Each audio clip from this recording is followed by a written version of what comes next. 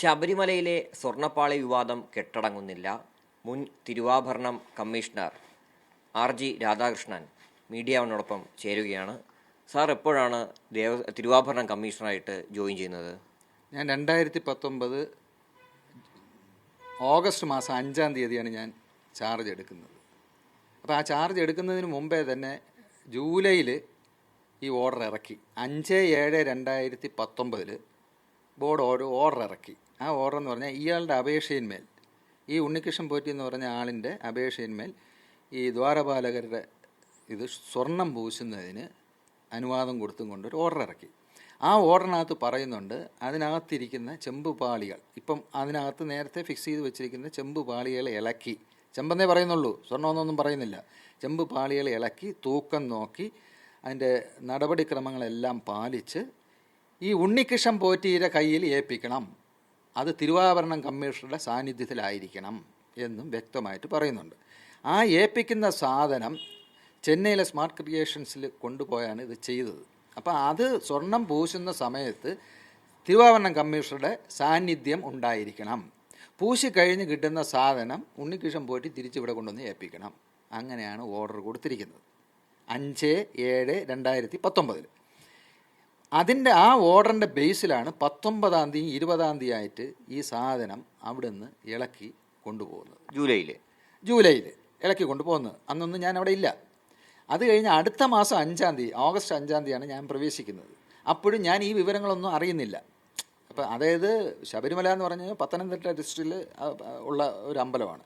ഞങ്ങളുടെ ഓഫീസ് എന്ന് പറഞ്ഞാൽ ആറന്മുളയാണ്. അപ്പോൾ ഇവരുമായിട്ട് കോൺടാക്ട് ചെയ്യേണ്ട അവസരങ്ങളൊന്നും നമുക്ക് വരുന്നില്ല. ഇതെല്ലാം എക്സിക്യൂട്ടീവ് ഓഫീസിൽ ചെയ്യുന്ന നടപടിക്രമങ്ങളാണ്. അപ്പോൾ അത് കഴിഞ്ഞ് 5-ൽ വന്ന് ഞാൻ ചാർജ് എടുത്തതിന് ശേഷം 29-ാം തീയതിയാണ് ഞാൻ, 28-ാം തീയതി നമുക്ക് വിളിച്ചു പറയുന്നു, ഇങ്ങനെ ചെമ്പ് പാളികൾ കൊണ്ടുപോയിട്ടുണ്ട്, സ്വർണം പൂശിയാണ്, തിരുവാഭരണം കമ്മീഷണർ സാന്നിധ്യം വേണം, അവിടെ എത്തണം. അങ്ങനെ 29-ാം തീയതി രാവിലെ ഞങ്ങൾ അവിടെ എത്തുന്നു. എത്തുമ്പോൾ ഞങ്ങൾക്ക് കിട്ടുന്ന സാധനം എന്ന് പറഞ്ഞാൽ ചെമ്പ് പാളികളാണ്. നേരിട്ട് കാണുകയാണ്. ഞാൻ കാണുന്നല്ല, അവിടെ തൂക്കി നോക്കുകയാണത്. കംപ്ലീറ്റ് സാധനങ്ങളും തൂക്കി നോക്കുക. ഇതിൻ്റെ പാർട്ടുകളെല്ലാം ഏകദേശം 14 പാർട്ടുണ്ടായിരുന്നു. ഈ 14 പാർട്ടും തൂക്കി നോക്കുകയാണ്. നോക്കി മകസർ എഴുതി, മകസറിൽ എൻട്രി ചെയ്ത് എല്ലാവരും ഒപ്പുവിട്ട് മാറ്റി വയ്ക്കുന്നു. എന്നിട്ട് ഇത് സ്വർണം പൂശാൻ കൊടുക്കുന്നു. അപ്പം നമ്മുടെ സാന്നിധ്യത്തിൽ ഇത് സ്വർണം പൂശി തിരിച്ചു തരുന്നു. തിരിച്ചു തന്നപ്പോഴും വീണ്ടും ഇത് തൂക്കുന്നു. തൂക്കിക്കഴിഞ്ഞ് ആ മകസർ അതിനകത്ത് നമ്മൾ വ്യക്തമായിട്ട് എഴുതുന്നുണ്ട്, ഈ ചെമ്പ് പാളികൾ ആദ്യം ഇരുന്നപ്പം കിട്ടിയ തൂക്കം 38,258.100 ഗ്രാം അന്ന് ചെമ്പ്. ഇത് പൂശിക്കഴിഞ്ഞപ്പോൾ 38,653 ഗ്രാം ഉണ്ടായിരുന്നു. അപ്പോൾ ഇത് തമ്മിലുള്ള വ്യത്യാസം 394.100 ഗ്രാംസ്, അതായത് ഏകദേശം റൗണ്ട് അബൌട്ട് 49 പവൻസ്, അത്രയും സാധനമാണ് അവിടെ കണ്ടിട്ടുള്ളത്. അപ്പോൾ ആ അത്രയും സ്വർണ്ണമാണ് അതിനകത്ത് ഉപയോഗിച്ചിട്ടുള്ളത്. അത് നമ്മൾ റെക്കോർഡ് ചെയ്യുന്നു, മകസർ ക്ലോസ് ചെയ്യുന്നു, എഴുതുന്നു. അവിടെയുള്ള സാന്നിധ്യത്തിലുള്ള ഞാനുണ്ട്, എൻ്റെ ഓഫീസിലെ സൂപ്രണ്ടുണ്ട്, സ്മിത്തുണ്ട്, ഉണ്ണികൃഷ്ണൻ പോറ്റിയുണ്ട്, ഈ സ്മാർട്ട് ക്രിയേഷൻസിൻ്റെ ഉദ്യോഗസ്ഥന്മാരെല്ലാം അവിടെ ഉണ്ട്, എക്സിക്യൂട്ടീവ് ഡയറക്ടേഴ്സ് എല്ലാവരും അവിടെ ഉണ്ട്. അവരുടെ സാന്നിധ്യത്തിൽ തന്നെ ഇത് മകസർ ക്ലോസ് ചെയ്ത് പൂശിയത് തൂക്കം എടുത്ത് എല്ലാം റെഡിയാക്കി കൈ കൊടുത്തിട്ട് നമ്മളിങ്ങ് പോരുന്നു. അത്ര മാത്രമാണ് നമ്മുടെ ഡ്യൂട്ടി. അത് കഴിഞ്ഞ് ഞാൻ തിരിച്ചിവിടെ വന്ന് പിന്നെയും നമ്മൾ വേറെ കമ്മ്യൂണിക്കേഷൻസ് ഒന്നും നമുക്കില്ല. അടുത്ത മാസം, അത് ഇപ്പോഴാണ് അതിൻ്റെ ആ ഡേറ്റ് കൃത്യമായിട്ട് അറിയുന്നത് ഇപ്പോഴാണ്. അടുത്ത മാസമാണ്, 9-ാം മാസത്തിലാണ് ഇത് കൊണ്ടുവന്ന് ഫിറ്റ് ചെയ്യുന്നത്. അപ്പോൾ ഫിറ്റ് ചെയ്തപ്പം പറയുന്ന മകസറിലെന്ന് വെച്ച് കഴിഞ്ഞാൽ, ഈ ഞങ്ങൾ 29, 30 തീയതികളിൽ പോയി തയ്യാറാക്കിയ മകസറിൻ്റെ അടിസ്ഥാനത്തിൽ ലഭിച്ചിട്ടുള്ള സ്വർണ്ണപ്പാളികൾ ഫിറ്റ് ചെയ്തിരിക്കുന്നു. അതാണ് അവർ ഫിറ്റ് ചെയ്തിരിക്കുന്നത്. അപ്പോൾ അതിനകത്ത് നമ്മളെ അറിയിക്കുകയോ വിജിലൻസോ ഉണ്ടാവുകയോ ഒന്നും ചെയ്തിട്ടില്ല. പിന്നെ ഈ സാധനം ശരിക്കും പറഞ്ഞു കഴിഞ്ഞാൽ അതുവരെ ഉണ്ണികൃഷ്ണൻ പോറ്റിയുടെ കസ്റ്റഡിയിലാണ്.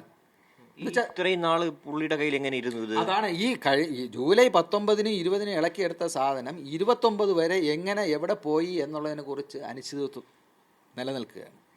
അത് എവിടെ പോയി, ആരന്വേഷിച്ചു? ഇത്രയും ദിവസമായിട്ട് ഇത് കാണപ്പെടാതിരുന്നത് എവിടെ പോയി? ഏകദേശം 1 മാസത്തോളം ആവുന്നു.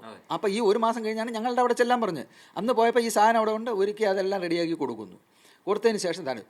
അപ്പോൾ ഞാൻ പറയുന്നത്, ഈ സ്വർണം അപ്പോഴും അയാളാണ് സ്പോൺസർ ചെയ്യുന്നത്. സ്പോൺസർ ചെയ്യുമ്പോഴത്തേക്ക് അയാളുടെ കസ്റ്റഡിയിലാണ് ആ സാധനം ഇരിക്കുന്നത്. അപ്പം ഞങ്ങൾ തൂക്കി ഇത്ര ഗ്രാം സ്വർണം അതിനകത്ത് ചേർത്തിട്ടുണ്ടെന്നുള്ളത് നമ്മൾ വ്യക്തത വരുത്തി മകസർ എഴുതി. അത് റെക്കോർഡാണ്, അത് ഒരിക്കലും നശിപ്പിക്കപ്പെടുന്ന സാധനമല്ല. ആ റെക്കോർഡിനകത്തുള്ള സാധനമാണ് സ്വർണം അതിനകത്ത് പൂശിയിരിക്കുന്നത്. അത് അയാൾ ഇവിടെ കൊണ്ടുവന്ന് കഴിഞ്ഞാൽ തിരിച്ച് നമ്മുടെ വസ്തു, അതായത് ക്ഷേത്രത്തിൻ്റെ ഉരുപ്പടി ആവണമെന്നുണ്ടെങ്കിൽ അത് 4-ാം നമ്പർ രജിസ്റ്റർ എന്ന് പറഞ്ഞ രജിസ്റ്ററുണ്ട്. ആ രജിസ്റ്ററിനകത്ത് നമ്പർ ബാർ ആയിട്ടാണ് എഴുതുന്നത് ഓരോ പ്രാവശ്യം വരുന്നത്. അപ്പോൾ ഈ നമ്പർ ബാറായിട്ട് എഴുതുന്ന ഉരുപ്പടി അതിനകത്ത് എത്ര തൂക്കമുണ്ട്, എന്താണ് സാധനം, ഇതെല്ലാം എഴുതി റെക്കോർഡ് ചെയ്ത് ഇൻഷുർ ചെയ്യണം. ഇപ്പോൾ ശബരിമലയെ സംബന്ധിച്ചിടത്തോളം ശബരിമല എക്സിക്യൂട്ടീവ് ഓഫീസറും അഡ്മിനിസ്ട്രേറ്റീവ് ഓഫീസറും ഇത് അറിഞ്ഞിരിക്കേണ്ടതും ചെയ്തിരിക്കേണ്ടതുമായിട്ടുള്ള ഡ്യൂട്ടിയാണ്. അങ്ങനെ ചെയ്തതിന് ശേഷം ഈ സാധനം ഫിറ്റ് ചെയ്ത് കഴിഞ്ഞാൽ അത് ദേവസ്വത്തിൻ്റെ സാധനമാണ്. അതുവരെ അത് ദേവസ്വത്തിൻ്റെ സാധനമല്ല. അങ്ങനെ ചെയ്ത് കഴിഞ്ഞാൽ പിന്നെ ആ സാധനം എടുക്കുകയോ അതിനെ പൊളിച്ചു മാറ്റുകയോ അതിൽ നിന്നും സ്വർണം വേർതിരിക്കുകയോ എന്ത് ചെയ്തിരുന്നാലും അത് തൂക്കി അളവ് കണ്ടതിന് ശേഷം ഈ ചേർത്തിരിക്കുന്ന നമ്പറിന് നേരെ ഇത് കുറവാണെങ്കിൽ കുറവ്, കൂടുതലാണെങ്കിൽ കൂടുതൽ അതിനകത്ത് രേഖപ്പെടുത്തിയിരിക്കണം. ഒരു നിയമമുണ്ട്. നിയമം എന്ന് പറഞ്ഞു കഴിഞ്ഞാൽ പ്ലസ് ആൻഡ് മൈനസ് സ്റ്റേറ്റ്മെൻറ്റ് തയ്യാറാക്കണമെന്നാണ്. പക്ഷേ തിരുവിതാംകൂർ ദേവസ്വം ബോർഡിൽ ഏകദേശം 1252 ക്ഷേത്രങ്ങളുണ്ട്. എല്ലാ ക്ഷേത്രത്തിലും ഈ രജിസ്റ്ററുണ്ട്. തിരുവാഭരണം രജിസ്റ്റർ എന്ന് പറഞ്ഞ ഒരു രജിസ്റ്റർ എല്ലാ ക്ഷേത്രത്തിലും ഉണ്ട്. അതെന്തിനാണ്? ഈ രജിസ്റ്ററിൽ നമ്പർ ബാറായിട്ട് ഇട്ട് അതിനകത്ത് വെയിറ്റും തൂക്കും എല്ലാം എഴുതി ക്ലിയർ ചെയ്യുന്നതിനാണ്. അത് ഏതെങ്കിലും ഒരു കാലത്ത് ചില സമയങ്ങളിൽ ദേവസ്വങ്ങളിൽ ഇരിക്കുന്ന സ്വർണം കൊടിമരം ചെയ്യാനായിട്ട് കൊടുക്കാറുണ്ട്. അപ്പോൾ ആ നമ്പറിലുള്ള സാധനം എടുത്തിട്ട് ആ എടുക്കുന്ന സാധനത്തിൻ്റെ ക്വാണ്ടിറ്റി എത്രയാണെന്നുള്ളത് അതിനകത്ത് കുറവ് ചെയ്യണം. അങ്ങനെ തിരിച്ച് വരണമെങ്കിൽ അത് കൂട്ടണം. അപ്പോൾ 3 മാസത്തിലൊരിക്കൽ ഈ സ്റ്റേറ്റ്മെൻറ്റ് തയ്യാറാക്കണം. ഏത് ക്ഷേത്രത്തിലായിരുന്നാലും അവിടെ തയ്യാറാക്കണം. കൂടുതൽ കുറവെന്ന് പറയും, പ്ലസ് ആൻഡ് മൈനസ് സ്റ്റേറ്റ്മെൻറ്റ്. ഈ സ്റ്റേറ്റ്മെൻറ്റ് തയ്യാറാക്കി തിരുവാഭരണം കമ്മീഷണർക്ക് അയച്ചു കൊടുക്കണം. അത് അതിൻ്റെ പ്രൊസീജിയറാണ്. അത് ഇതിനകത്ത് ചേർത്തിട്ടുണ്ടെങ്കിൽ ഇവരിനി പൊളിക്കുമ്പോൾ സ്വർണ്ണമായിരുന്നാലും ജമ്പായിരുന്നാലും ഏതായിരുന്നാലും നമുക്ക് അറിയാൻ പറ്റും. കാരണം വെച്ച് കഴിഞ്ഞാൽ സംശയം ഈ സാറ് വരുന്നതിന് മുമ്പാണല്ലോ ഇത് അഴിച്ചുകൊണ്ട് പോകുന്നത്. അതെല്ലാം മഹസറിൽ എഴുതിയിട്ടുണ്ടായിരുന്നോ? അത് അവരുടെ മഹസറിലാണ്, ശബരിമലത്തെ മഹസറിലാണ്. അത് ഞാൻ കാണുന്നില്ലല്ലോ. അവരുടെ മഹസറിനകത്ത് അത് റെക്കോർഡ് ചെയ്യണമല്ലോ. റെക്കോർഡ് ചെയ്യാതെ കൊടുക്കാൻ പറ്റില്ലല്ലോ. അപ്പം അവർ ഇളക്കി തൂക്കി നോക്കി നടപടിക്രമം അനുസരിച്ച് കൊടുക്കണമെന്നാണ് പറയണത്.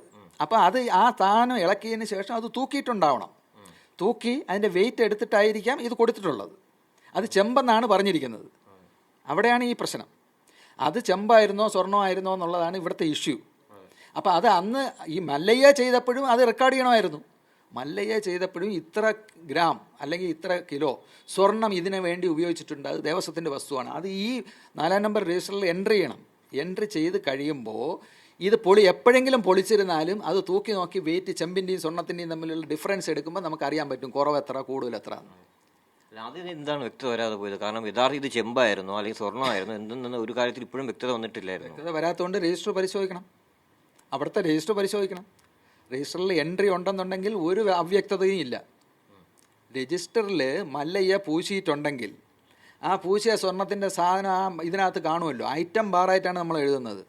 ശ്രീകോവിലിന് ഇത്ര, ദ്വാരപാലകർക്ക് ഇത്ര, തൂണുകൾക്ക് ഇത്ര, മുകളിൽ വരുന്ന അതിൻ്റെ താഴെ വരുന്ന പീഠത്തിന് ഇത്ര, ഓരോന്നും ഐറ്റം ബാറായിട്ട് ഇത്ര ഗ്രാം സ്വർണം വീതമെന്നും പറഞ്ഞുകൊണ്ടാണ് ഇവരിപ്പോൾ ചെന്നൈയിൽ കൊണ്ടുവന്നപ്പോഴത്തേക്ക് ചെമ്പ് തകിടിന് ഓരോ പാർട്ടിനും അവർ എഴുതിയിരുന്നല്ലോ തൂക്കം.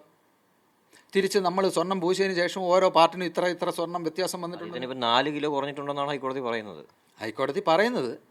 അപ്പം അത് എന്ത് കണ്ടെത്തലിലാണെന്ന് ആര് കൊടുത്ത റിപ്പോർട്ടിൻ്റെ അടിസ്ഥാനത്തിലാണെന്ന് എനിക്കറിയില്ല. ഞാൻ പറയുന്നത് ഇത് എൻട്രി വന്നിരുന്നുവെന്ന് വരികിൽ ഈ ഒരു പ്രശ്നവും വരത്തില്ല. അപ്പോൾ ആ എൻട്രി വന്നിട്ടുണ്ടോ, തിരുവാഭരണം കമ്മീഷണർ അതിനകത്ത് എൻഡോഴ്സ് ചെയ്തിട്ടുണ്ടോ, എക്സിക്യൂട്ടീവ് ഓഫീസർ എൻഡോഴ്സ് ചെയ്തിട്ടുണ്ടോ, AO എൻഡോഴ്സ് ചെയ്തിട്ടുണ്ടോ എന്നുള്ളത് പരിശോധനയ്ക്ക് വിധേയമാക്കേണ്ടതാണ്. അത് പരിശോധിച്ച് കഴിഞ്ഞാൽ ഇതെല്ലാം അവിടെ തീരും.